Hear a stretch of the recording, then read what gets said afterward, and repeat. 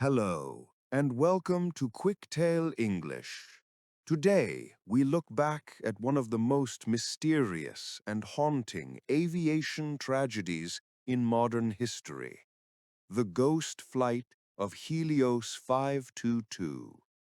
It was a hot Sunday morning, August 14th, 2005, at Larnaca International Airport in Cyprus. Helios Airways Flight 522 was a routine passenger flight scheduled to travel from Larnaca to Athens, Greece, and then continue to Prague. The aircraft was a Boeing 737-300. Inside the cockpit were Captain Hans Koch, an experienced German pilot, and First Officer Pambos Charalambous. The pre-flight process was busy and perhaps a little rushed. Before every flight, pilots must complete a comprehensive checklist. One of the most vital settings controls the cabin pressure. If the cabin is not pressurized correctly, the air becomes too thin as the plane climbs, which can be deadly. For Flight 522, a maintenance check had recently been performed on the aircraft, which required the crucial cabin pressurization mode selector to be set to the manual position. The standard procedure requires the crew to set this switch back to automatic, before takeoff. The pilots began their final checks. The pressurization selector was in the manual position, but tragically, both the captain and the first officer missed this small but critical detail during their hurried review of the checklist. The first officer reported pressurization system set, and the captain accepted this report without verifying the switch position. At 9:07 a.m., Flight 522 took off and began its smooth climb toward its cruising altitude of 34,000 feet. Soon after takeoff, when the aircraft passed 12,000 feet, a loud, piercing warning horn sounded in the cockpit. This was the takeoff configuration warning horn. However, this same horn sound is also used for the cabin altitude warning. The crew immediately looked at the main control panel. The captain quickly asked the cooling equipment. He believed the warning was related to the cooling fans, an issue they had experienced on previous flights. The first officer agreed, saying, "The cooling fan light is off." They were distracted, focused on a minor system instead of the crucial cabin pressure gauge. Crucially, the cabin altitude indicator on the main display was already showing dangerously high readings, but the pilots, focused on the configuration warning, misinterpreted the alarm. They consulted with ground engineers who incorrectly advised them to check circuit breakers and cooling systems. The engineers, like the crew, failed to recognize the true nature of the emergency. As the Boeing continued its automatic climb above 18,000 feet, the air pressure inside the cabin continued to drop rapidly. This quick loss of pressure led to a condition called hypoxia, or oxygen deprivation. Hypoxia rapidly affects the brain, causing confusion, dizziness, impaired judgment, and then loss of consciousness. The pilots, exposed to the thinning air, quickly became incapacitated. They did not activate the emergency oxygen masks in time, and the last attempts at radio communication were confused and meaningless. The flight deck fell silent.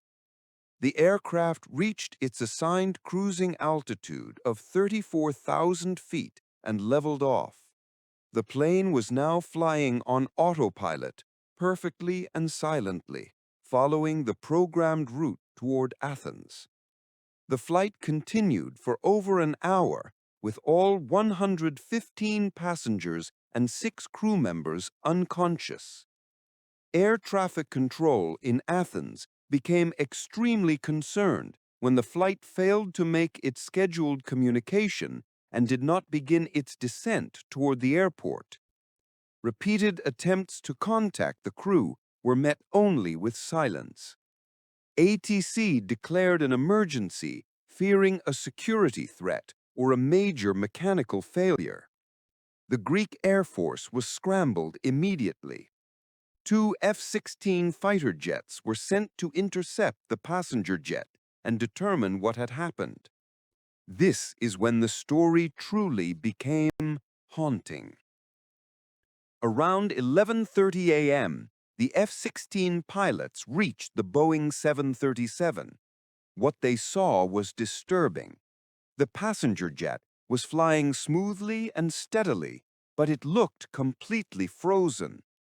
Through the cockpit windows, the F-16 pilots reported that the first officer was slumped over the controls, motionless. The captain was not visible in his seat. The emergency oxygen masks were hanging down throughout the cabin, deployed after the cabin pressure reached a critical point, but no one was wearing them. All the passengers seemed frozen in their seats, unconscious due to hypoxia. It was a true ghost flight. The plane circled the Athens airport for nearly 30 minutes, still on autopilot, while the world watched. The F-16 pilots stayed close, waiting for any sign of life. Then, shortly after noon, the situation changed. One of the F-16 pilots reported seeing movement in the cockpit. A man, not in a pilot's uniform, had entered the flight deck. This was Andreas Prodromou, a flight attendant who was also a qualified pilot. He had found a portable oxygen bottle and was attempting to save the aircraft. He managed to sit in the captain's seat and tried desperately to regain control. He attempted to send a distress signal, but his physical and mental capacity was already severely limited by the effects of the low oxygen exposure. He likely only managed to say a few fragmented words. By this time, the Boeing 737 was dangerously low on fuel after hours of flying at cruising altitude. The final tragedy was inevitable. At 12:04 p.m., the fuel tanks ran empty. The engines failed one after the other. The ghost flight began its final uncontrolled descent. Prodromou struggled heroically, but could not save the plane. The plane crashed into a hillside near the village of Grammatico, killing all 121 people on board. The subsequent investigation into the tragedy revealed the entire horrifying chain of events.